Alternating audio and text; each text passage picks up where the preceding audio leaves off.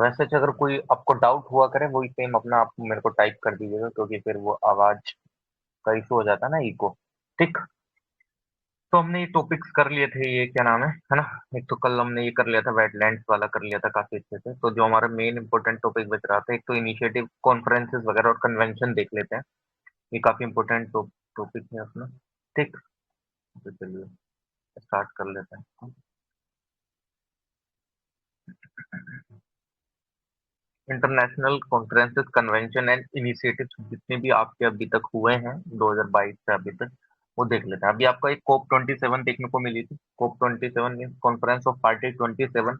कौन सी ऑर्गेनाइजेशन की? UNF triple C की। ठीक, United nation framework convention on climate change की कॉन्फ्रेंस ऑफ पार्टी 27 देखने को मिली। कहाँ पे? शर्म अल शेख, इजिप्ट के अंदर। ठीक, शर्म अल शेख इजिप्ट के अंदर आपको कोप 27 देखने को मिली। किसकी? यूएनएफ ट्रिपल सी की। ठीक। इसका बेसिकली क्या एम था कि काफी अच्छे से जितनी भी आपकी मतलब इन द सेंस जो आपने कोप 26 में आपने देखा होगा ना, जो ग्लासगो में सबमिट हुआ था, उस टाइम पे हमने पंचतंत्र आपके मतलब हमारे प्रधानमंत्री जी ने काफी अच्छे से बोले थे कि 2070 तक हमारा मिशन ये सब खत्म करना है इस तरीके से। तो जो कोप 26 में काफी अच्छे से जो आपका लिए गए थे, क्या आपका एम वगैरह जो आपके सेटअप करे गए थे, तो उनमें काफी अच्छे से कितनी प्रीवियस जो आपको सक्सेस देखने को मिली है, जो आपने ग्लासगो क्लाइमेट पैक्ट 2000 कोप 26 में देखा था। ठीक। और काफी अच्छे से आप उन सब चीजों पर फोकस कर रहे हैं कि नहीं कर रहे हैं। ठीक। तो उन्होंने काफी अच्छे से किया था। वो जो थर्मल सिक में बेसिकली क्या चीज को कंक्लूड करा गया, प्लान इम्प्लीमेंटेशन, यानी कि इम्प्लीमेंटेशन ऑफ प्लान, जो कि आपके कोप 26 में देखने को मिला था। क्या इनकी इम्प्लीमेंटेशन बेहतर वे में हो रही है कि नहीं हो रही है? मीन्स कि जो आपने वादे करे थे कि मिटिगेशन से रिलेटेड, अडेप्टेशन से रिलेटेड, क्लाइमेट फाइनेंस से रिलेटेड, और आप लॉस एंड डैमेज को काफी कम करेंगे। ठीक। तो उससे रिलेटेड जितने भी वायदे वगैरह कर रहे थे, क्या उनका इम्प्लीमेंटेशन काफी बेहतर वे में हो रहा है कि नहीं हो रहा है? और इसके जो आपको क्या आउटकम्स देखने को मिलते हैं कोप 27 को, काफी अच्छे से आपको देखने को मिलता है क्या कि जो क्लाइमेट टारगेट काफी अच्छे से रिविजिट करे गए, स्ट्रेंथन करे गए काफी अच्छे से। ठीक। कि 2000 मतलब कुछ का जो ईयर था उसको कम करा गया कि हम बाय द एंड ऑफ 2023 काफी अच्छे से चीजों को क्या कर लेंगे, मतलब पेरिस एग्रीमेंट के जो पेरिस एग्रीमेंट था आपका, क्या कि हमको अपना टेम्परेचर नहीं बढ़ाना है, मतलब 2 डिग्री से ज्यादा जैसे हमको नहीं लेके जाना है। ठीक।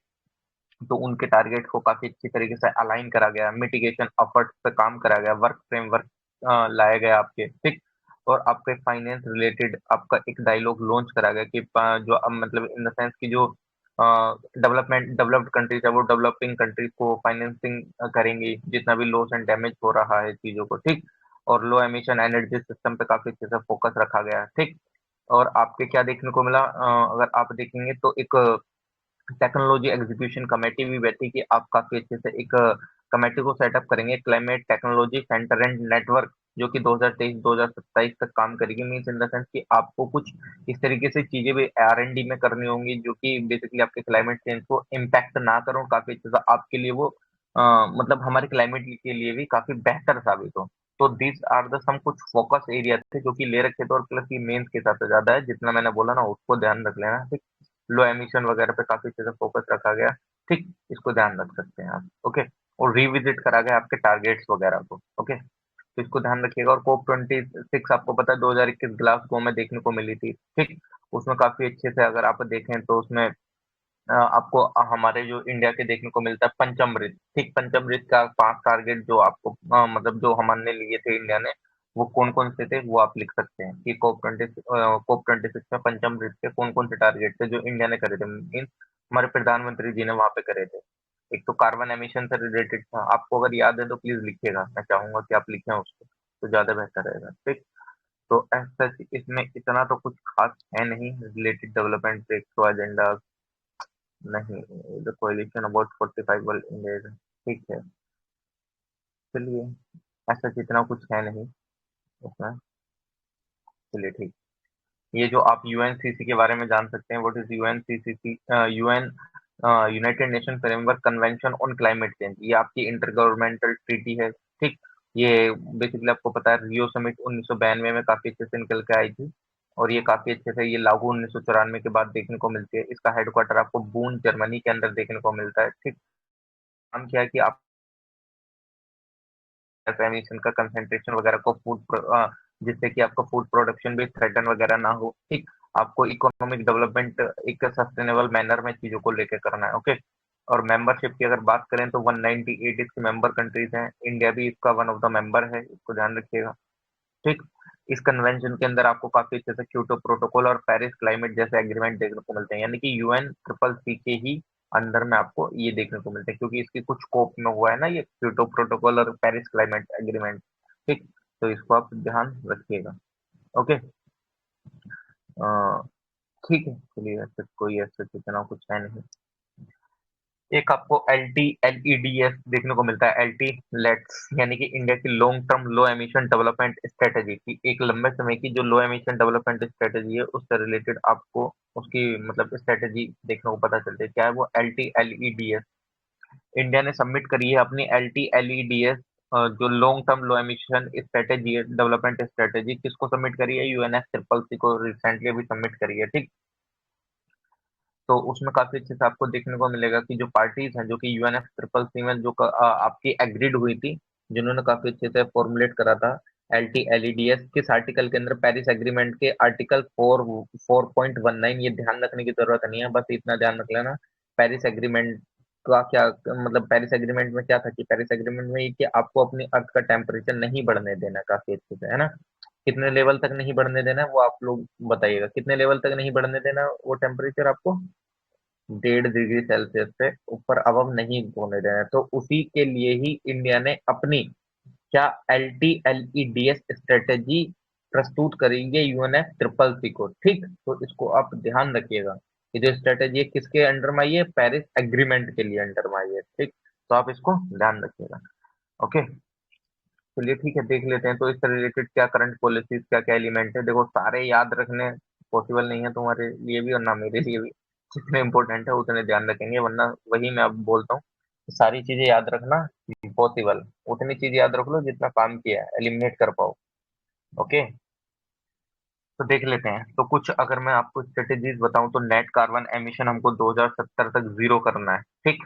हमने लेआउट करा है क्या कि 2070 तक हमें जीरो करना है अपने नेट जीरो कार्बन एमिशन, ठीक। तो आप इसको ध्यान रखिएगा, काफी अच्छे से life style for the environment निकल के आया क्या कि हमें एनवायरनमेंट से रिलेटेड अपनी चीजों में भी, अपने रहन सहन में भी कुछ ऐसी चीजें अडोप्ट करनी होंगी कि जस्ट लाइक जैसा आप जब मिनिमम प्लास्टिक का यूसेज कर रहे हैं, ठीक। और आप मतलब एनवायरनमेंट को इतना मतलब ऐसा समझ लो कि आप साइकिल चलाने लगे हैं, यानी कि आपको अपने लाइफ स्टाइल में भी लेके आनी है वो चीजें, ठीक। ये भी एक विजन था। तो अगर कुछ एलिमेंट्स वगैरह देखे जाए, मैं भी बोल रहा हूँ, देखो यार ये सारी चीज आपको याद नहीं रह सकती हैं, जो मेन मेन चीजें मैं वो बता दे रहा हूँ, अगर मैं बता भी दूंगा मुझे कोई फर्क नहीं पड़ेगा, ये मैं 2 मिनट में बता दूंगा, ठीक। मेरे सामने आपके सामने भी दिख रही है, लेकिन ज्यादा उन पर फोकस रखा जाए जो कि एलिमिनेट करने में आपको हेल्प करें तो ज्यादा बेहतर वो होगा, ओके। तो इसके कुछ एलिमेंट जो कि करंट पॉलिसीज और जो भी टारगेट उन्होंने रखे क्या है कि 50% नॉन फॉसिल फ्यूल कैपेसिटी को कम करना है 2030 तक, ठीक।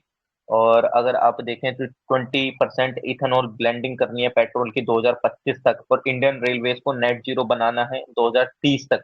ये कुछ टारगेट है, इनको ध्यान रख लेना, ठीक। कि हमें कौन से ईयर तक किस किस को क्या क्या करना है। तो 20% इथेनॉल ब्लेंडिंग आपको करनी है 2025 तक, और इंडियन रेलवेज को करना है कितना? Net zero carbon, net zero emission 2030 तक, काफी अच्छे से, ठीक।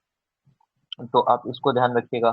और एक additional carbon sink 2.5 to 3 million ton का CO2 इक्विवेलेंट बनाना है 2030 तक, ठीक। और काफी अच्छे से आपको एफोरेस्टेशन करना है और आपको प्रोग्राम चलाने हैं, जैसे कि आप देखते हैं नगर वन योजना, national red plus reducing emission from deforestation and forest करके आपने तमाम स्ट्रेटीज बना रखी हैं, तो उनको काफी अच्छे से बेहतर वे में क्या करना है, मतलब इम्प्लीमेंट करना है चीजों को, ठीक। Business responsibility and sustainability report SEBI के द्वारा काफी अच्छे से मतलब निकाली जाती है, तो उसमें काफी अच्छे से आपको उन चीजों पर फोकस करना है, सस्टेनेबल चीजों को मतलब यूज करते हुए बायोफ्यूल की पॉलिसीज निकाली है, ठीक। एनर्जी इफिशियंसी एक स्कीम काफी अच्छे से चालू करी गई है, ठीक। कि आप बेहतर वे में चीजों का यूज करें, एक तरीके से ऐसा नहीं कि तमाम फोसिल फ्यूल का यूज करे जा रहे हैं, उसका कम से कम आपको यूज करना है, ठीक। तो ध्यान रख लेना कुछ टारगेट कि हमको 50% non fossil fuel capacity generate करनी है 2030 तक, ठीक। तो ये कुछ छोटे मोटे टारगेट्स हैं जो कि आप ध्यान रख सकते हैं, बाकी आपको नेट जीरो कार्बन एमिशन 2070 तक करना है, ये हमने क्या कर रखा है, बोल रखा है, ठीक। इन अवर लाइफ टाइम कंपेन, ये जो एक लाइफ टाइम कंपेन है, क्या ये किसके द्वारा चालू करा गया था? National museum of natural history के द्वारा, जो कि ministry of environment and forest climate change के अंदर में। इसका मेन मकसद ये है कि जो यूथ है, जो कि 18 से 23 साल के हैं, उनको काफी अच्छे से उनके थ्रू या उनको मैसेज पहुंचाना है लोगों तक, किसका, कि ये लाइफ स्टाइल काफी आप अच्छे से एनवायरनमेंट से रिलेटेड चीजों को करिएगा, मतलब यूथ के थ्रू काफी अच्छे से एनवायरनमेंट से रिलेटेड मैसेजेस वगैरह बियर कराने हैं, ठीक। सस्टेनेबल डेवलपमेंट यूथ के लिए, किसका, एनवायरनमेंट का, काफी अच्छे से, तो इसको ध्यान रखना है ना। इन अवर लाइफ टाइम कंपेन, ये यूथ से रिलेटेड है, 18 से 23 साल के जो यूथ है, ठीक, तो उसको आप ध्यान रख सकते हैं। एक सेकंड रुकिएगा यार, आप लोगों के मुझे मैसेज नहीं दिख रहे हैं। एक सेकंड रुकना, शायद नेटवर्क इशू है, शायद कुछ डाउट वगैरह भी होगा तो भी नहीं दिख रहा है। एक मिनट रुको, मैं थोड़ा सा नेटवर्क सही कर रहा हूँ।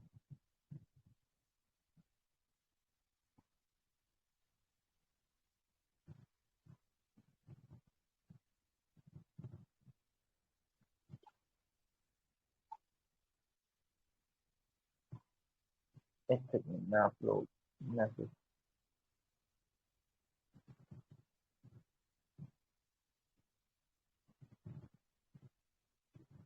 एक सेकंड यार, बस एक मिनट है ना, ये नेटवर्क में क्या बताना चाहोगे?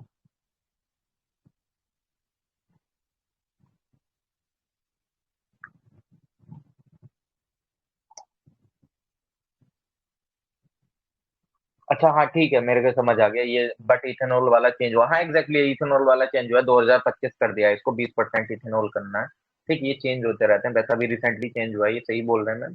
मैं उस टाइम का इसी के फ्लो में जा रहा था, तो ठीक है, सही बोल रहा हूँ। ये 20% से अभी इथेनॉल कितना, कौन से टारगेट पे ला दिया गया, 2025 तक आपको 20% इथेनॉल की ब्लेंडिंग करनी है, एग्जैक्टली सही है ये, ठीक।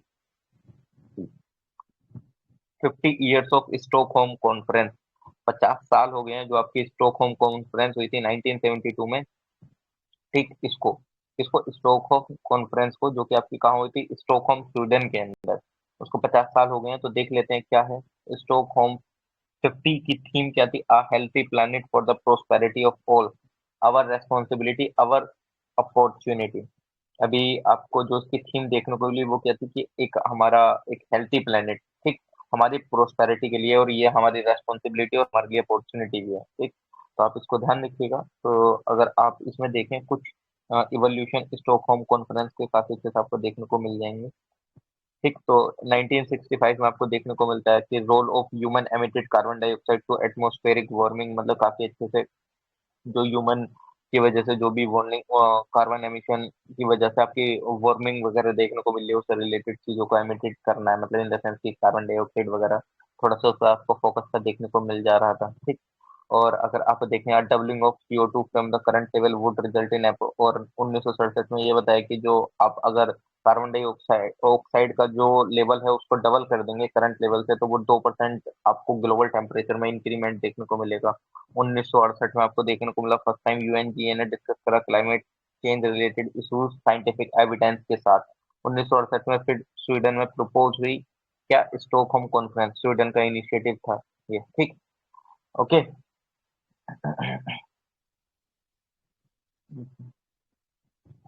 क्या बोल रहे हैं आप सर, ये बताओ, लाइफ स्टार्ट हुआ था से, कोप से, गुजरात से, एक्सेट्रा, कहीं और से, सबका मीनिंग सेम ही है।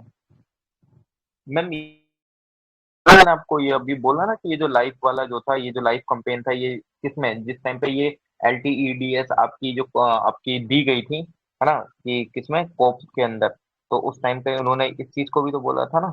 ये आप अगर देखें तो काफी अच्छे से, मतलब LTE लेट्स, ये आपकी दो कोप नंबर 27 के अंदर काफी अच्छे से आपको देखने को मिलती है, और life style for the environment ये भी इसी के अंदर में है,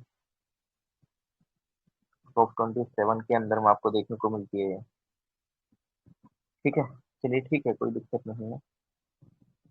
तो ये सबसे पहला, अगर आप स्टॉकहोम कॉन्फ्रेंस देखते हैं, तो सबसे पहली ऐसी कॉन्फ्रेंस थी जो कि क्लाइमेट चेंज रिलेटेड आपको देखने को मिलती है, इस तरह की कॉन्फ्रेंस, वरना इससे पहले ऐसी कोई कॉन्फ्रेंस नहीं हुई थी, तो इसको आप ध्यान रखेंगे। इंडिया की जो प्राइम मिनिस्टर थी उस समय, इंदिरा गांधी, वो गई थी ठीक, इसको अटेंड करना है और उस टाइम पे 113 नेशन ने इसको अटेंड करा था। ठीक, कहाँ पे? स्वीडन के अंदर। ओके, तो इसको ध्यान रख लेना काफी अच्छे से। अगर आप चीजें देखें तो उसके बाद 20 साल बाद 1992 में आपको यूएन की कॉन्फ्रेंस देखने को मिलेगी। UN conference on environment and development, जो कि आपको अर्थ समिट के रूप में देखने को मिलती है रियो डी जेनरियो में, जिसने काफी अच्छे से सस्टेनेबल डेवलपमेंट वाली चीजों को एक्सप्लेन करा। ठीक, उसके बाद आपको तमाम तरीके के एग्रीमेंट देखने को मिलते हैं, जिस तरीके का आपने देखा होगा वियना कन्वेंशन, जो कि आपके ओजोन लेयर के प्रोटेक्शन से रिलेटेड आपको देखने को मिलता है। इस तरीके का पहला मल्टीलैटरल एनवायरमेंटल एग्रीमेंट है, जिसने काफी अच्छे से इस सब चीज पे फोकस करा। ठीक, तो आप इसको ध्यान रख सकते हैं। ओके, तो इसको ध्यान रखिएगा। ठीक, कब? 1985 की मैम ने मतलब ईयर भी लिखा है। ठीक है, चलिए। ऐसा ये हिस्ट्री बता रहा है यार, हमको हिस्ट्री में नहीं जाना है इतना। हमें करंट की चीजें देखनी है कि जो कि काफी अच्छे से आपकी चीजें चल रही हैं। मल्टीलैटरल आपके एग्रीमेंट देख लेते हैं, जो कि यूएनईपी के अंडर में काफी अच्छे से देखने को मिले। चलो 1971 से शुरुआत करते हैं। तो 1971 में आपको रामसर कन्वेंशन देखने को मिलता है वेटलैंड्स पे। 1972 में आपको देखने को मिलता है, अरे यार,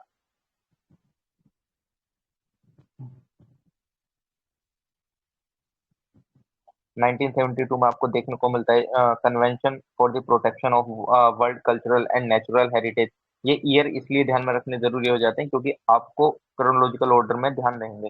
1973 में आपको साइटेस देखने को मिलता है। 1973 मतलब 73 और 78 के बीच में आपको मार्पोल एक है, मतलब पोल्यूशन से रिलेटेड चीज थी क्या, convention for the prevention of pollution from ship. ठीक, जो कि आपका पोल्यूशन शिप्स के थ्रू हो रहा है, उससे रिलेटेड कन्वेंशन था। 1979 में long range transboundary air pollution से रिलेटेड कन्वेंशन हुआ था। 1985 में Vienna convention and Montreal protocol देखने को मिलता है, जो कि आपके ओजोन लेयर से रिलेटेड है। इनको भी डिटेल में भी देखेंगे, बट आपको घटना चक्र तो पता चलेगा ना कि क्या क्या कैसे हो रहा है। 1989 में आपको वेसल कन्वेंशन देखने को मिलता है, ये जो कि आपके हजार्डस वेस्ट होता है उसके मतलब जो ट्रांस बाउंड्री मूवमेंट वगैरह होता है डिस्पोजल वगैरह के लिए, उससे रिलेटेड देखने को मिलता है। 1992 में आपका सीवीडी देखने को मिलता है, कन्वेंशन ऑन बायोलॉजिकल डाइवर्सिटी से रिलेटेड। 1992 में आपको पता है अर्थ समिट, यानी कि यूएन एफ ट्रिपल सी की अर्थ समिट कहाँ? रियो डी जेनरियो में देखने को मिलती है। 1994 में आपको यूनाइटेड नेशन का कन्वेंशन देखने को मिलता है डेजर्टिफिकेशन से रिलेटेड। ठीक, 1998 में आपको रोटरडम कन्वेंशन देखने को मिलता है, जो कि हजार्डस केमिकल से रिलेटेड है, इंटरनेशनल ट्रेड एग्रीमेंट है। पता है, अगर आपको ये भी ध्यान रहेगा ना कि ये रोटरडम कन्वेंशन किससे रिलेटेड है, हजार्डस केमिकल वगैरह से, तो आपको एलिमिनेट करने में बहुत इजी हो जाता है। एक आपको अरहुस कन्वेंशन देखने को मिलता है, जो कि आपके पब्लिक पार्टिसिपेशन और एनवायरमेंट जस्टिस मैटर से रिलेटेड देखने को मिलता है आपको। 2001 में आपको परसिस्टेंट ऑर्गेनिक पोल्यूटेंट से रिलेटेड स्टॉकहोम कन्वेंशन देखने को मिलता है। ठीक, और 2013 में आपको मिनामाटा कन्वेंशन देखने को मिलता है मरकरी से रिलेटेड। मैं लिटरली बता रहा हूँ, अगर आपको इनकी डिटेल भी नहीं पता है, अगर आपको ये पता है ना कि ये किस किस चीज से रिलेटेड है, सच बता रहा हूँ, आप क्वेश्चन को टैकल कर देंगे। क्योंकि उस स्टेटमेंट के अंदर अगर उस जो कन्वेंशन, मान लीजिए मैंने बोला मिनामाटा कन्वेंशन मरकरी से रिलेटेड, अगर उसने एक स्टेटमेंट दे दिया मेरे को परसिस्टेंट पोल्यूटेंट से रिलेटेड, तो मेरे को इतना ध्यान था कि ये भाई मरकरी से रिलेटेड था, पोल्यूटेंट से तो रिलेटेड नहीं था। तो मुझे उसकी डिटेल भी नहीं पता है, मैं उस क्वेश्चन को तब भी टैकल कर लूंगा। तो आपको ये चीज पता होनी चाहिए बेसिकली। ये ठीक है, मैम ने काफी अच्छे से ये सेंड भी कर दिया है ट्रीटीज वगैरह की कौन कौन सी किस किस से रिलेटेड थी। ठीक, ये ठीक है, इस तरीके की लिस्ट अगर आपके पास भी है ऑलरेडी तो ठीक, इससे इजी हो जाता है आपको बेहतर वे में याद रखना कि ये कन्वेंशन इससे रिलेटेड है, ये कन्वेंशन इससे रिलेटेड है। ओके, चलिए ठीक। आपको मॉन्ट्रियल प्रोटोकॉल देखने को मिलता है अभी, international day for the preservation of the ozone layer अभी सेलिब्रेट, मतलब आपका ओजोन लेयर के प्रिजर्वेशन से रिलेटेड इंटरनेशनल डे सेलिब्रेट हुआ कौन सी तारीख में? 16 सितंबर में। उसकी थीम क्या थी? मॉन्ट्रियल प्रोटोकॉल एट 35 की ग्लोबल कोऑपरेशन लेके चलना है, जिससे कि आप प्रोटेक्ट कर पाए life on earth. Global cooperation protecting life on earth. ठीक, ये इसकी थीम थी, आप इसको ध्यान रख सकते हैं। मॉन्ट्रियल प्रोटोकॉल 1987 में जब हुआ था, तो देख लेते हैं इसमें क्या था क्या नहीं था। ये जो आपको प्रोटोकॉल वियना कन्वेंशन का देखने को मिलता है, जो कि आपका ओजोन लेयर से रिलेटेड था 1985 में। ठीक, गवर्नमेंट और साइंटिस्ट और जितने भी इंडस्ट्रीज थे वो सारे एक साथ आए, उन्होंने बोला कि हमको 99% जो ओजोन डिप्लीटिंग सब्सटेंसेस हैं उनको क्या करना है? मिनिमाइज करना है, बेसिकली उनको कट डाउन करना है। ये रेटिफाइड करी गई थी 198 यूएन मेंबर स्टेट्स के द्वारा। इंडिया ने भी इसको रेटिफाई कर रखा है। ठीक, इसको भी ध्यान रख लीजिएगा। अच्छा, रेटिफाई और साइन में क्या क्या अंतर है? What is the difference between ratification and signing? मैं अगर बोलता हूँ कि इंडिया के द्वारा मॉन्ट्रियल प्रोटोकॉल साइन करा गया है, मैं वहीं पे बोलता हूँ इंडिया के द्वारा मॉन्ट्रियल प्रोटोकॉल को रेटिफाई करा गया है। क्या क्या डिफरेंस है? What is the difference between ratification and sign? क्या फर्क आ जाता है रेटिफिकेशन और साइन में? कि बोलते हैं ना कि इंडिया ने रेटिफाई कर लिया ट्रीटी को, तो क्या क्या रेटिफाई कर लिया है, क्या क्या हो गया उससे? जैसे मॉन्ट्रियल प्रोटोकॉल को इंडिया ने रेटिफाई कर रखा है ट्रीटी को। बोल के बताना चाहें, बोल के बता सकते हैं, कोई इशू नहीं है। एनीवन प्लीज, अगर कोई बोल के बताना चाहे तो प्लीज बता सकते हैं।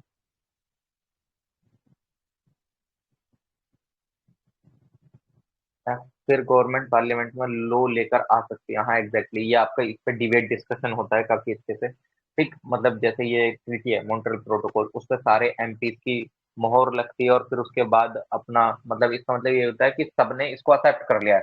फिर उसको इम्प्लीमेंटेशन बेहतर वे में करने के लिए वो गवर्नमेंट अपनी कंट्री में उससे रिलेटेड लॉज भी आराम से ला सकती है, पास कर सकती है, पारित कर सकती है। मतलब ये जो लॉ है ये आपके पार्लियामेंट में रेटिफाई हो गया, मीन्स आपके पार्लियामेंट के एमपीज ने भी इसको मंजूरी दे दी है। ठीक, को ध्यान रखना। एक किगाली एग्रीमेंट देखने को मिलता है जो कि, हाँ, साइन में कुछ बाइंडिंग नहीं होता है, सिंपल इतना कि हाँ हमने इसको बोल दिया है जैसे कि हाँ ठीक है, ये ठीक है, अच्छी बात है, इस तरीके से।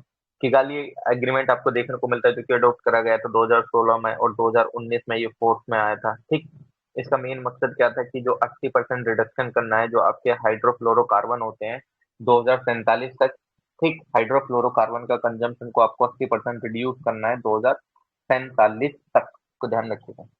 ओके, तो अगर आप देखें तो अडॉप्टेड क्यों करा गया था इसको, क्योंकि जो मॉन्ट्रियल प्रोटोकॉल था वो आपके रिप्लेसमेंट से रिलेटेड था, क्लोरोफॉर्म वगैरह, हाइड्रोक्लोरोफॉर्म, इन सब से रिलेटेड ना। जो कि आपके ऑब्वियसली बात है, क्लोरोफॉर्म काफी अच्छे से आपके ओजोन लेयर वगैरह को एक्सट्रीमली मतलब हार्म पहुंचाते हैं। ठीक, और काफी अच्छे से आपके ग्लोबल वार्मिंग भी करते हैं, तो इस वजह से किगाली एग्रीमेंट भी लाया गया। मॉन्ट्रियल प्रोटोकॉल था उसकी प्रोटेक्शन से रिलेटेड कि जो ओजोन डिप्लीटिंग सब्सटेंसेस है उनको कम करना है, और किगाली एग्रीमेंट डायरेक्टली कि उनका रिडक्शन ही करना है एचएफसी कंजम्पशन का। ठीक, वो उसकी प्रोटेक्शन से रिलेटेड था। Indian protocol, Indian Montreal protocol, India जो इसका पार्टी बना वो 1992 में पार्टी बन गया था मॉन्ट्रियल प्रोटोकॉल का। और काफी अच्छे से हमने फेज वन के जो टारगेट थे उनको अचीव भी कर लिया था शेड्यूल टाइम के अंदर। ठीक, और इंडिया ने किगाली एग्रीमेंट को अभी रिसेंटली ही रेटिफाई करा है 2021 में, अगर आप लोगों को पता हो। ठीक, किगाली एग्रीमेंट को भी रेटिफाई करा है काफी अच्छे से। ओके, और इंडिया ने स्टार्ट कर दिया अपना फेज डाउन करना 2028 तक, इसको एचएफसीज वगैरह का कंजम्पशन वगैरह को बहुत अच्छे से। ठीक, और इसको 15% तक कम कर देना है 2024-26 तक, और इसको लेवल को कम लेकर आना है 2047 तक। ठीक, पूरे अच्छे तरीके से। ओके, तो इसको आप ध्यान रख सकते हैं। और मॉन्ट्रियल प्रोटोकॉल इस तरीके की पहली ट्रीटी है जिस मतलब one of the rare treaty है जिसने पूरे जितनी भी मेंबर कंट्रीज है उन्होंने इसको रेटिफाई कर रखा है, रेटिफिकेशन प्राप्त है, इसको ध्यान रख लेना। ओके, तो इस चीज को भी आप ध्यान रख सकते हैं, one of the rare treaty which is ratified by the universal countries, एक तरीके से मतलब पूरी जितनी भी कंट्रीज हैं उनके द्वारा रेटिफाई कर चुकी है, जो भी इसमें मेंबर कंट्रीज है। ओके, तो इसको ध्यान रखिएगा। तो ये बता रखा है कि किस किस तरीके से आपकी ओजोन लेयर वगैरह डिप्लीट होती है, ये आपको भी पता है कि जो यूवी रेज होती हैं वो काफी अच्छे से आपके इम्पैक्ट करती हैं बहुत तगड़े तरीके से। ठीक, ये वही उसने बता रखा है। ठीक है? तो छोड़ दीजिए, आप लोगों को पहले से भी पता होगा, चलिए कोई नहीं। यूनाइटेड नेशन ओशियन कॉन्फ्रेंस आपको देखने को मिली, second united nation ocean conference, जो कि आपकी होस्ट करी गई थी कीनिया एंड पुर्तगाल के द्वारा, कहाँ? लिस्बन में। ठीक, और ये आपको लिस्बन डिक्लेरेशन भी देखने को मिलता है, एक पॉलिटिकल डिक्लेरेशन है जिसका मीन है क्या? ये हमारी ओशियन हमारा फ्यूचर, कॉल फॉर एक्शन, यानी कि हम our ocean our future and call for action. ठीक, काफी अच्छे से हमें उसको बचा के रखना है, ये सब चीजें ऑब्वियसली बात है कि फ्यूचर में उसका बेहतर वे में सस्टेनेबल वे में यूज करो, इतना पॉल्यूटिंग सब्सटेंसेस वगैरह उसके अंदर मतलब ना डालो, है ना, उस तरीके से चीजें ही हैं। और अगर इसमें बात करी जाए तो पहली इस तरीके की यूनाइटेड नेशन ओशन कॉन्फ्रेंस अगर आप देखें तो आपको देखने को मिलती है 2017 में, जो कि कहाँ हुई थी? यूएन के हेडक्वार्टर्स न्यूयॉर्क में, जो कि होस्ट करी गई थी किनके द्वारा? फिजी एंड स्वीडन के द्वारा ये होस्ट करी गई थी। जो second UN United ocean United nation ocean conference के अगर कुछ की हाईलाइट्स देखें तो उसमें क्या है कि इंडिया इसका पार्टिसिपेंट था काफी अच्छे से, और उसने भी कमिट करा है कि आपकी कोस्टल को क्लीन, काफी अच्छे से रिलेटेड क्लीन रखने के लिए कैंपेन वगैरह चलाएगा और वर्क करेगा सिंगल यूज प्लास्टिक पे बैन लगाने के लिए। ऑब्वियसली बात है, इंडिया ने लगा भी दिया सिंगल यूज प्लास्टिक बैन काफी अच्छे से। और जो SDG 14 है, लाइफ बिलो वाटर, उसको काफी अच्छे से स्केल अप करेगा और इनोवेटिव एक्शंस लेकर आएगा इंप्रूव करने के लिए इन सब तरीके की चीजों को बेहतर वे में इम्प्लीमेंट करेगा। आपका पेरिस एग्रीमेंट, जिससे कि आपका काफी अच्छे से, मतलब जो आपका जो टेम्परेचर है वो 1.5 डिग्री सेल्सियस से ऊपर ना हो जाए, ठीक। और यूनेस्को ने भी लॉन्च करा है अपना क्या, state of the ocean report. ये मतलब ये एक तरीके से ओशियन का रिपोर्ट वगैरह लेके आएंगे क्या, यूनेस्को वगैरह ने, है ना, तो इसको ध्यान रख लेना। एक अगर आप देखें तो आगे innovation road map of the mission integrated bio refineries, India ने अनाउंस करा है लॉन्च किसका, innovation road map of the mission integrated refineries eight global clean energy action forum. Global clean energy action forum में आपका काफी अच्छे से एक रोड मैप इशू करा गया भारत के द्वारा बायो रिफाइनरीज को इंटीग्रेट करने से रिलेटेड, ठीक। तो आप उसको देख सकते हैं। तो ये जो IRMIB है, जो कि innovation road map of the mission integrated refineries है, उसको डेवलप करा गया, को लीड करा गया किसके द्वारा, मिशन इंटीग्रेटेड बायो रिफाइनरीज, जो कि बेसिकली आप अगर देखेंगे तो आपको ब्राजील, कनाडा, है ना, आपको इक्वाडोर, यूके काफी अच्छे से आपको देखने को मिलते हैं इसमें, ठीक। इसका एम क्या है, आइडेंटिफाई करना है गैप को, चैलेंजेस को, जो कि अभी बायो रिफाइनरिंग से रिलेटेड आपको देखने को मिल रहे हैं, ठीक। फिर उनको काफी अच्छे से उनके पाथ पे ले जाकर उन सब चीजों को अचीव करना है बेसिकली। जो 7 मिशन इंटीग्रेट करे जाएंगे, 7th mission under mission innovation, ये लॉन्च करा गया था आपके अप्रैल 2022 में, ठीक। इसका ग्रेटर एम क्या था कि बेसिकली आपको ग्रेटर इंटरनेशनल कोलैबोरेशन करना, फाइनेंसिंग करनी है रिसर्च एंड डेवलपमेंट से रिलेटेड एनर्जी सेक्टर में काफी अच्छे से, ठीक। इसके मेंबर कौन है और को लीड करी किसके द्वारा जा रही थी, इंडिया एंड नीदरलैंड के द्वारा। इसके कोर मेंबर आपको ब्राजील एंड कनाडा देखने को मिलते हैं। मिशन सपोर्ट प्रोग्राम, मतलब इसको काफी अच्छे से सपोर्टिंग वगैरह आपको यूरोपियन कमीशन और यूके से देखने को मिल जाती है। इसका मेन एम क्या है, काफी अच्छे से इनोवेटिव सॉल्यूशन लाने हैं, ठीक, जो आपको बायो रिफाइनरीज वगैरह से रिलेटेड, ठीक। और उसको कमर्शियलाइज करना है बेहतर वे में चीजों को, तो उसको ध्यान रख लेना, बायो रिफाइनरी से रिलेटेड चीजें को इंटीग्रेट करने के लिए ये है। ओके, ऐसा इतना कुछ खास जानने के लिए है नहीं, ठीक। ओके, चलिए ठीक है, कोई इशू नहीं है। Mission life style, mission life यानी कि लाइफ स्टाइल फॉर एनवायरनमेंट, आपको लाइफ में अपने कुछ एक्शन एनवायरनमेंट से रिलेटेड चीजें लाने, जस्ट लाइक जैसे कि आप अपना क्या करें, अपने जीवन में साइकिलिंग कर सकते हैं, है ना, मतलब आपको भी उस तरीके से लाइफ स्टाइल में चीजें लेकर आनी है ना। तो ये आपके प्रधानमंत्री जी के द्वारा मिशन लाइफ लॉन्च करा गया था, ठीक, स्टैच्यू ऑफ यूनिटी पे। और जो कि आपके केवड़िया और गुजरात में पड़ता है काफी अच्छे से, एनवायरनमेंट से रिलेटेड प्रोटेक्ट करने के लिए, ठीक। अगर आप देखें तो ये जो कंसेप्ट था, ये प्रधानमंत्री जी ने पहले मतलब इंट्रोड्यूस कर ही दिया था COP 26 ग्लासगो में, और इसमें COP 27 में भी काफी अच्छे से इस पे देखने को मिलती हैं चीजें, मतलब बातचीत वगैरह। तो ये है कि इंडिविजुअल और जितने भी कलेक्टिव एक्शंस लिए जाएं प्रोटेक्ट करने के लिए, प्रिजर्व करने के लिए एनवायरनमेंट में, तो आप इंडिविजुअल पे काफी अच्छे से चीजों को प्रमोट करने के लिए लाया गया है ये, है ना, कि मतलब बेहतर एनवायरनमेंट के लिए इंडिविजुअल को अपने लेवल से भी इनिशिएटिव ले सकते हैं, ठीक, अपनी लाइफ स्टाइल में कुछ चेंजेस करके, ठीक। तो अगर आप देखें तो ये 5 ईयर प्रोग्राम है, ठीक, 5 ईयर प्रोग्राम है ये। और अगर आप इसको देखेंगे तो इसका टारगेट क्या है कि 1 मिलियन इंडियंस और जितने भी अदर ग्लोबल सिटीजन्स हैं, उनको काफी अच्छे से इसके अंदर इंडल्ज करना है दो। और ये जो इसका ईयर है, आप देखेंगे तो 2022 से 2027 के बीच ये चलना है, 5 साल का प्रोग्राम है। और इसका विद इन इंडिया एटलीस्ट 80% जो विलेजेस हैं और जो आपके अर्बन लोकल बॉडीज हैं, उनको काफी अच्छे से एनवायरनमेंट फ्रेंडली बनाना है 2028 तक। इम्प्लीमेंटेशन अगर आप देखें तो इसमें नीति आयोग ने काफी अच्छे से फर्स्ट ईयर में इसका देखने को मिला इम्प्लीमेंटेशन, बाद में इसका ministry of environment and forest climate change के थ्रू आपको देखने को मिल रहा है इसका इम्प्लीमेंटेशन, ठीक। विजन क्या है, प्रो प्लैनेट पीपल, P3, ठीक, जिससे कि प्लैनेट को काफी अच्छे तरीके से हार्म ना पहुंचे, और जो पीपल रह रहे हैं यहाँ पे वो अपने लाइफ स्टाइल में क्या करें, प्रो प्लैनेट पीपल, ठीक, P3 अप्रोच को लेके चलें, ठीक। तो इसको ध्यान रख लेना।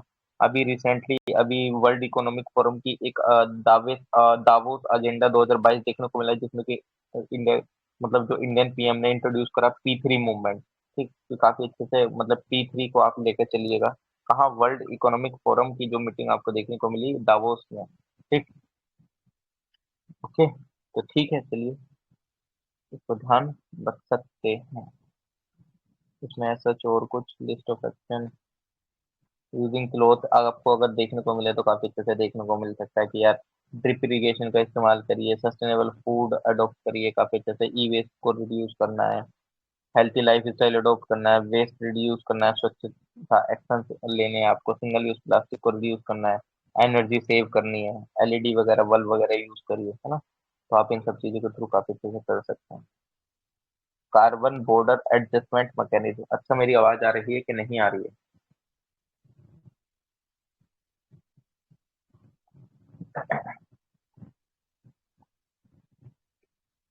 आवाज आ रही है मेरी?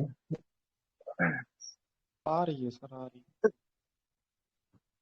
आज तो मेरा मुझे भी लग रहा था आज तो मेरे से भी सेशन नहीं होता, लेकिन मैं कर रहा हूँ। तभी आज से 3-4 लोग ही देख रहे हैं, शायद एनर्जी खत्म हो गया यार। आज तो एक तो गर्मी इतनी थी बाहर, है कि नहीं? मेरे बहुत गर्मी थी भाई यार। मैं भी ऐसी आंख मतलब मैं लेक्चर चला के सुन रहा था, ऐसी आंखें बंद हो रही खुल रही, मुझे नहीं पता वो 20 मिनट की वीडियो मेरी, उस वीडियो में से 10-15 मिनट कहाँ गायब हो गए। 2-3 मिनट सुना और 15 मिनट खत्म हो गए। मेरी भी आंखें बंद हो गई। ये यही ऐसे ही मेरे मौसम हो जा साथ रहा है हुआ तो। है, मैं तो सो गया सर। हाँ, वही मुझे लगा मैं ही हूँ। नहीं मैम, ऐसा कुछ नहीं है, मतलब सही में वीडियो चल रही है और मैं देख रहा हूँ यार ये वीडियो खत्म हो गई, ये कैसा हो गया। आंखें बंद हो जा रही थी। चलिए कोई नहीं, होता है, सबके साथ होता है। मैं जस्ट अभी 4 बजे मैं वही वीडियो ही देख रहा था, मैंने देखा भाई 4 बज गया, मैंने ओपन कर दिया। तो मैं जस्ट ऐसे ही बैठ गया फिर खोल के इसको। चलिए कोई दिक्कत नहीं है, होता है। सभी 3-4 लोग ही देखने को मिल रहे हैं अभी। रात में देखो, PT 365 साइंस एंड टेक में 20-20 25 25 भी पहुंच जाते हैं भाई।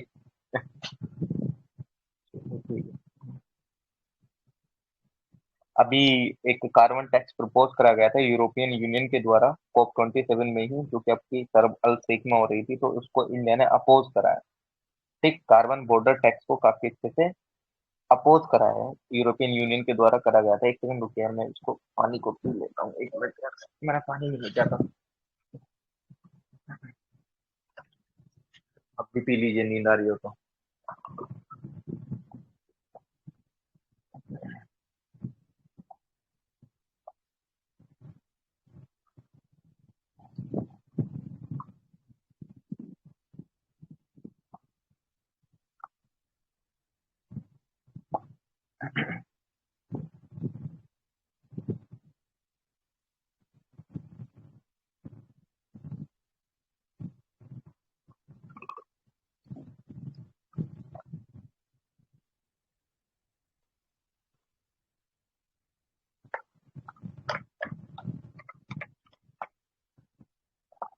चलिए ठीक है, कर लेते हैं।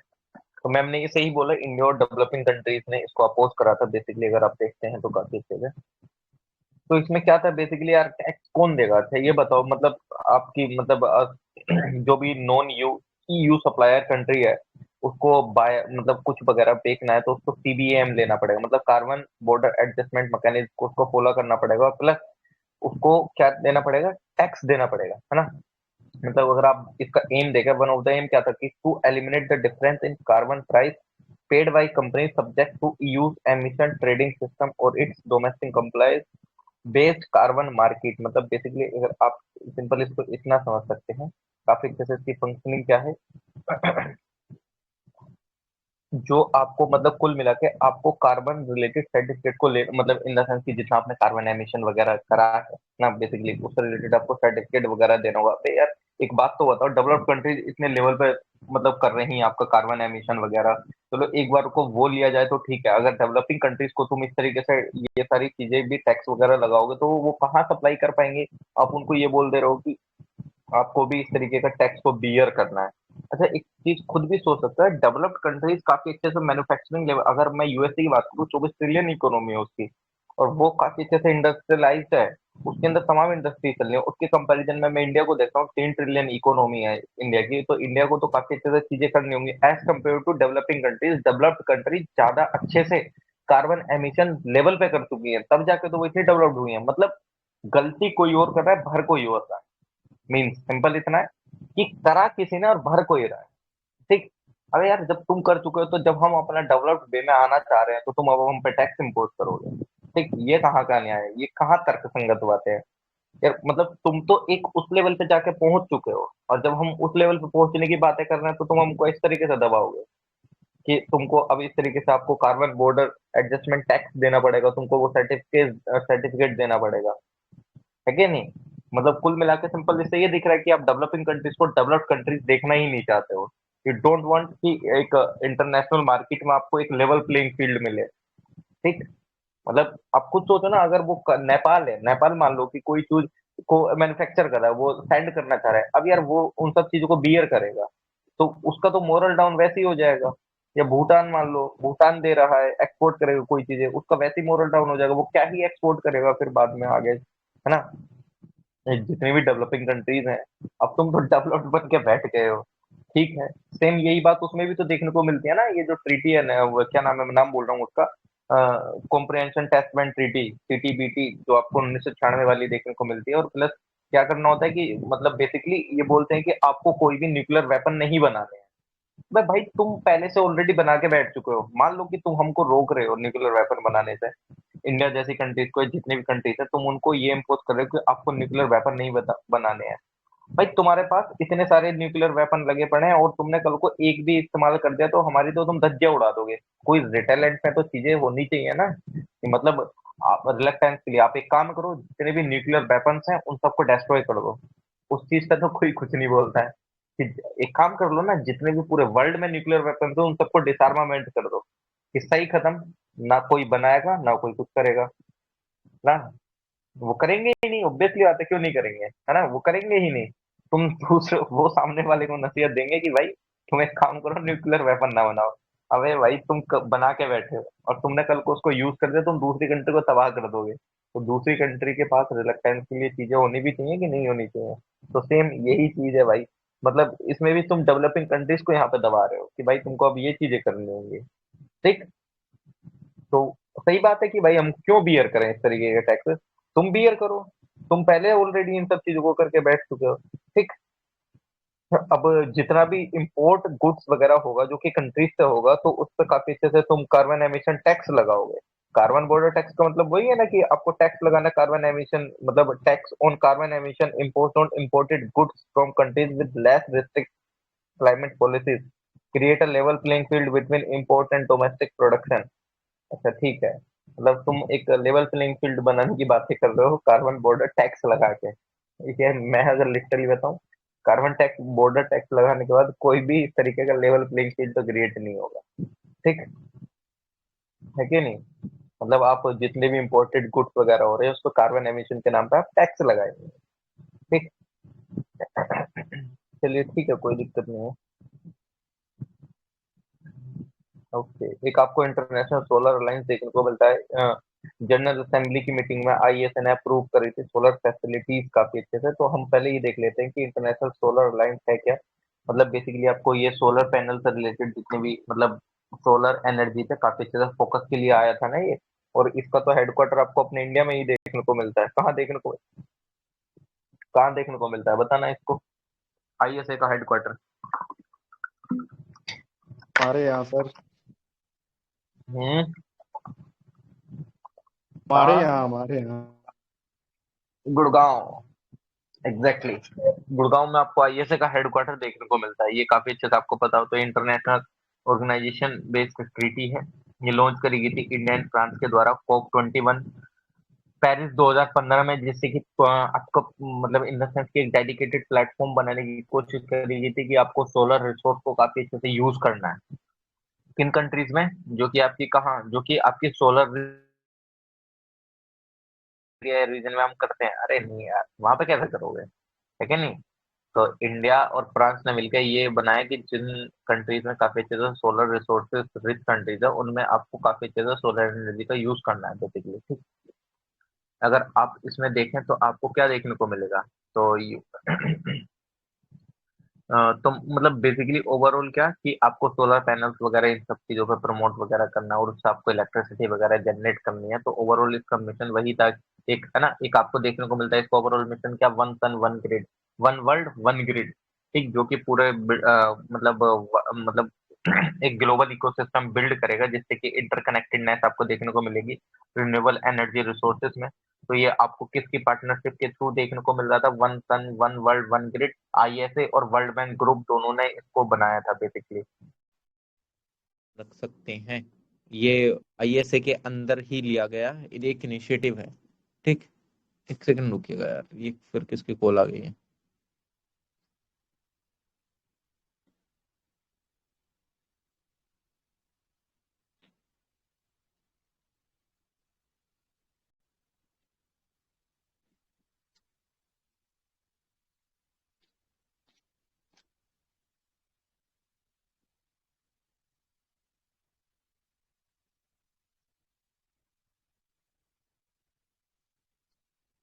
हेलो।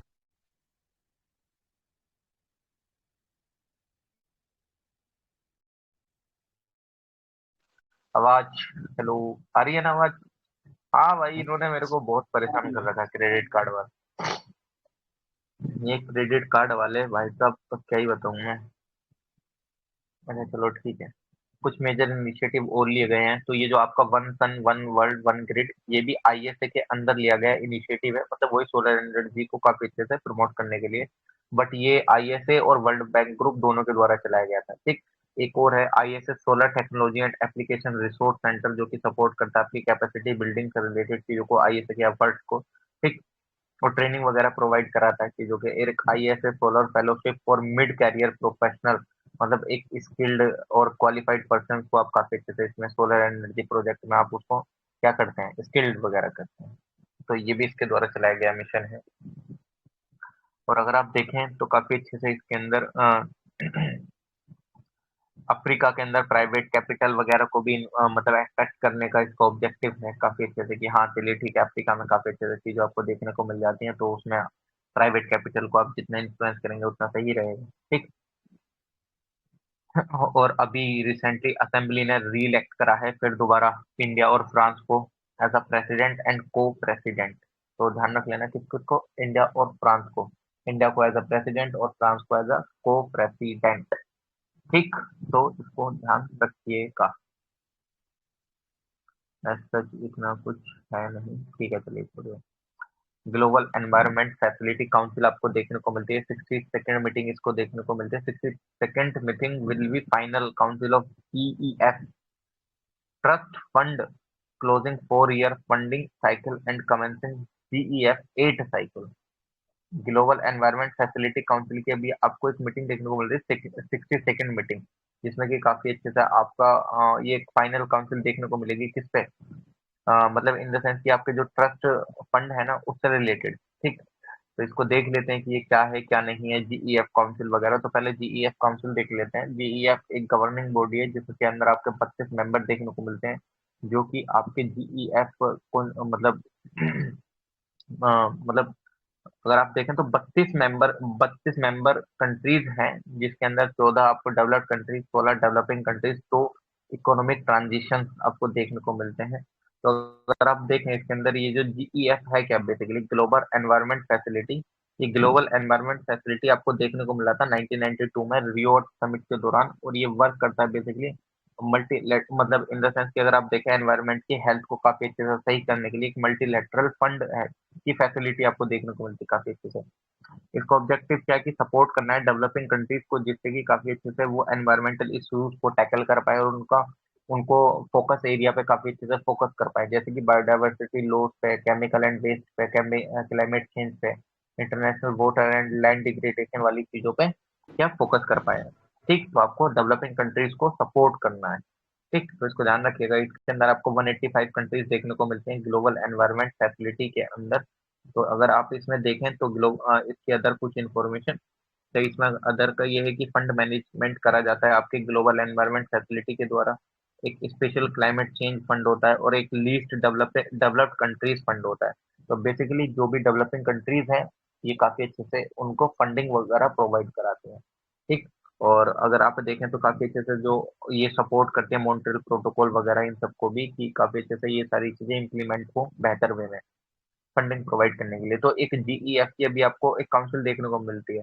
ठीक, जीईएफ की काउंसिल में वैसे कौन कौन सी कंट्रीज होती हैं? 32 मेंबर कंट्रीज होते हैं, जिसमें कि 14 डेवलप्ड कंट्रीज और 16 डेवलपिंग।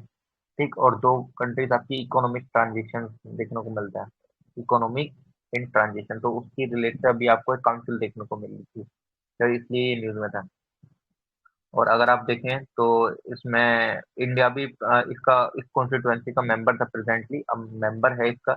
और आपको देखने को मिलेगा बांग्लादेश भी, भूटान, इंडिया, मालदीव, नेपाल, श्रीलंका भी। और ये 2 साल में एक बार मिलती है जीईएफ काउंसिल, यानी कि ग्लोबल एनवायरनमेंट फैसिलिटी काउंसिल। आप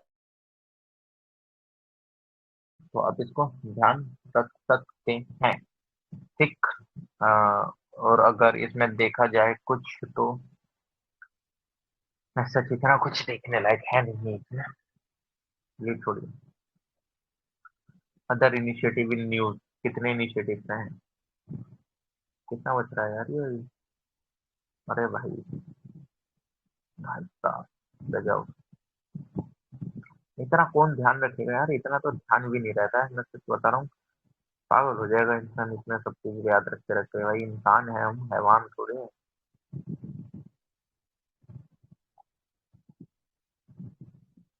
यार मैं इसमें सच बता रहा हूँ, मैं इसमें आपको चीजें बता देता हूँ जो कि काफी अच्छे से फोकस रखने वाली चीजें हैं, वरना लिटरली नहीं ध्यान रह पाएगा भाई। इतने ही तो मैं गारंटी आपको दे दे रहा हूँ। ये छोटी छोटी इसने इन्फॉर्मेशन ऐसी दे दी है कि हर साल कहीं ना कहीं कोई ना कोई कंट्री अपना स्टेप लेती रहती ही है। तो कुछ ऐसा देख लेते हैं ना जो कि एक्स्ट्राऑर्डिनरी स्टेप आपको देखने को मिलता है। वरना हर एक कंट्री कुछ ना कुछ तो एफर्ट लगाएगी ही लगाएगी ना क्लाइमेट चेंज से रिलेटेड।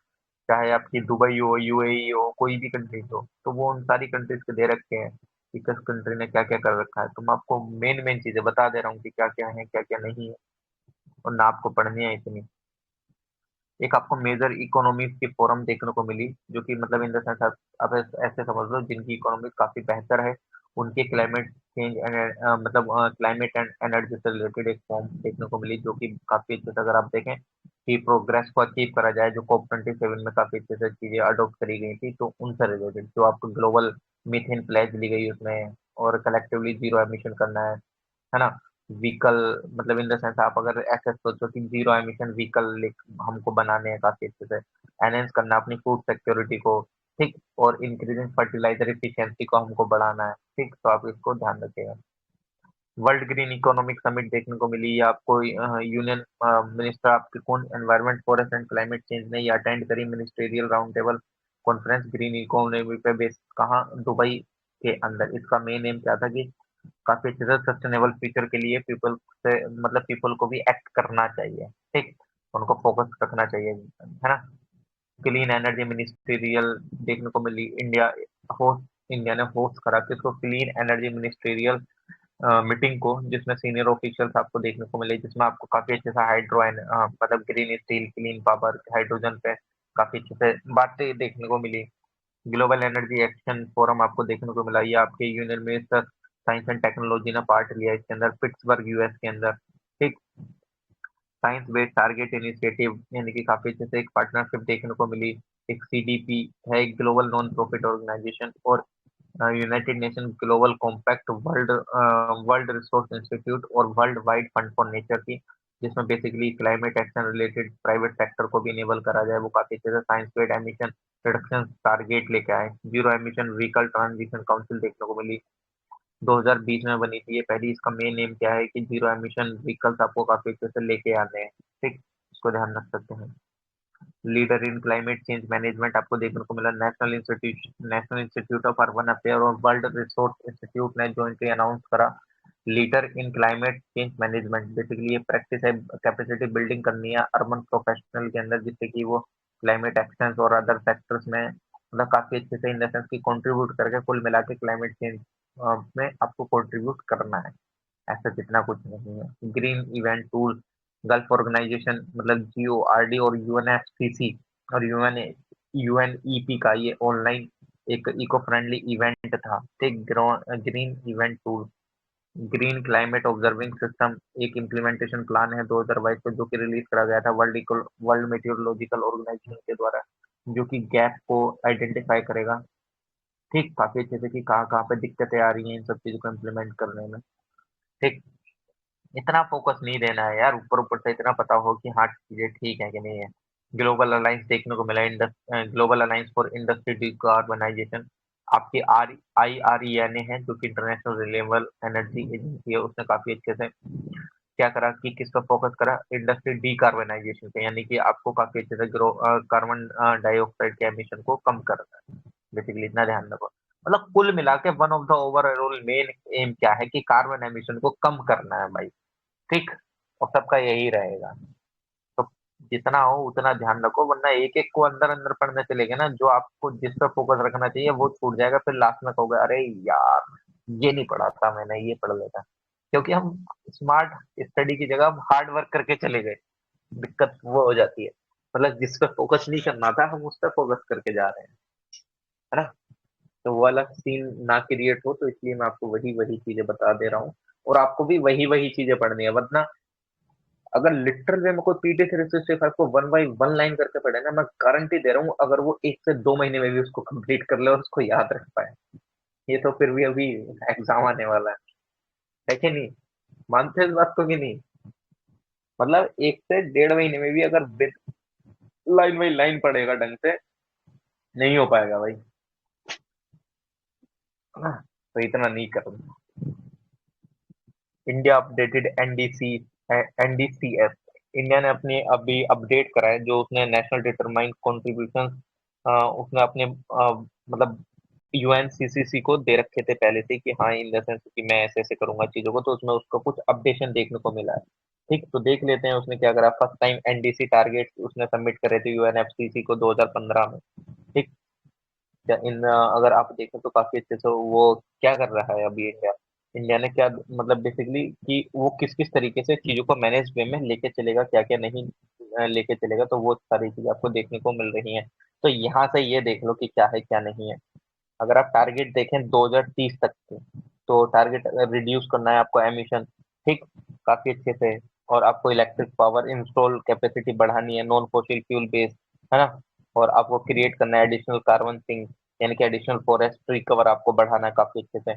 NDC के टारगेट क्या देखने को मिल रहे थे इसमें, अगर आप देखें 2000 मतलब ये 2030 तक आपको ये चीज करनी है, लेकिन 2015 में क्या देखने को आया था कि 33% से आपको 35% तक कार्बन एमिशन को कम करना है 2030 तक, है ना। 2030 तक 2005 के लेवल पे आपको लेके आना है, लेकिन अब उसको क्या कर दिया गया है, 2022 में अपडेट कर दिया गया कि 45% तक लेके आना है हमको 2030 तक।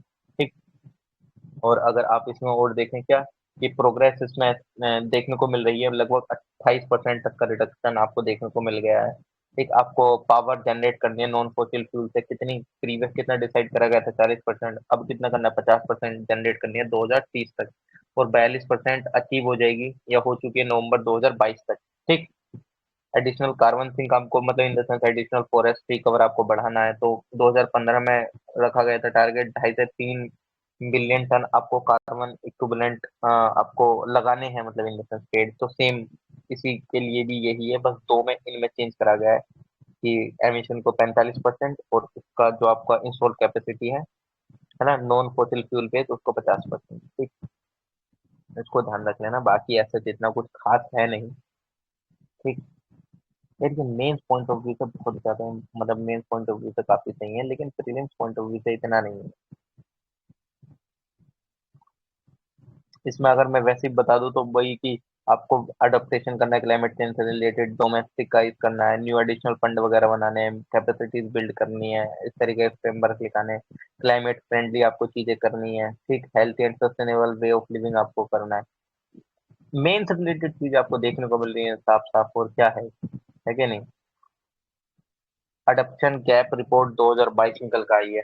अडॉप्शन गैप रिपोर्ट 2022, ये अडॉप्शन गैप रिपोर्ट 2022 क्या निकल कर आई है, too little too slow, climate adoption failure put world at risk was recently released by UNEP.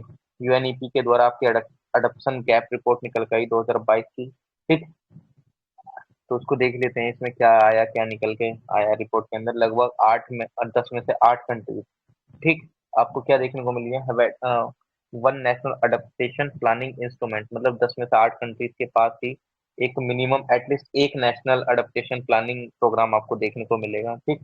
और अगर आप देखें इन द सेंस की 84% पार्टीज के पास यूएनएफसीसीसी की। और अगर आप देखें तो adaptation and mitigation finance close in 2022 fail at least US कितना dollar, 17 billion dollar short of the US 100 billion dollar place to developing countries. मतलब बोला गया था कि भाई, मतलब वही बात है ना, ऊंची दुकान फीके पकवान, बोला तो तुमने था 100 बिलियन डॉलर के लिए था, लेकिन एटलीस्ट मतलब कितना आपको देखने को मतलब बहुत कम दिया। मतलब आपने बोला बहुत लेकिन निकले आप बहुत कम। ठीक। जैसे कि आपको होता है ना, जैसे आप किसी कंपनी में सीवी लेके जाते हैं तो आपके सीवी में तमाम चीजें लिखी रहती हैं, लेकिन जब वो चीजें इम्प्लीमेंटेशन वाली पार्ट आता है तो कुछ नहीं होता है। तो वही, इन्होंने बोला तो बहुत कुछ कि हम इतना इतना देंगे, लेकिन उतना इनके बस की नहीं हुआ, वो इसको दे नहीं पाए। ठीक। Okay. adaptation finance gap in developing countries is likely to 5 to 10 times greater than current international adaptation financing flows। ठीक। अगर आप देखें काफी अच्छे से, क्या देखने को मिला है इसमें कि जो अडेप्टेशन फाइनेंस गैप में काफी अच्छे से आपको क्या देखने को मिला, लगभग 5 से 10 गुना greater than current international adaptation gap finance flows. क्या समझ आया बताना। इसने क्या बोला कि adaptation finance gap in developing countries is likely 5 to 10 times greater than current international finance flows। What is the meaning of this? Anyone? क्या बोलना चाह रहा है वो, यहाँ कवि का क्या तात्पर्य है, बताओ। लिख दो, या वैसे ही बोलना है वैसे बता सकते हो। क्या तात्पर्य है यहाँ पे कवि का, क्या बोलना चाह रहे हैं, बताइए बताइए। एनीवन? क्या बोलना चाह रहा है यहाँ पे वो? मतलब कवि का आशय यहाँ पे किस चीज से है? यहाँ पे आपके कवि कौन है? रिपोर्ट कौन सी, एडेप्टेशन गैप रिपोर्ट। तो उसमें वो मतलब आपको बताना क्या चाह रही है कि आपका 5 to 10 टाइम्स ग्रेटर, ये जो उसने बोला, आपको लाइन भी दिख रही होगी शायद। तो बताइए चलो, क्या बोलना चाह रही है यहाँ पे?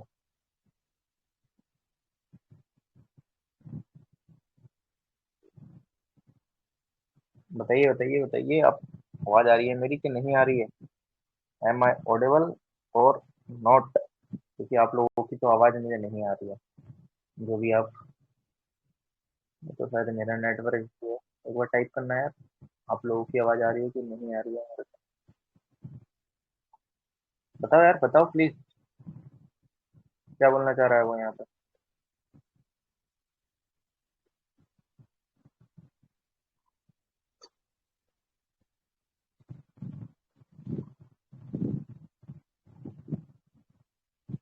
कुछ नहीं बोलना चाह रहा है भाई, जो इतना अभी उसका गैप देखने को मिल रहा है, आने वाले समय में 5 से 10% देखने को मिल जाएगा, 5 से 10 गुना।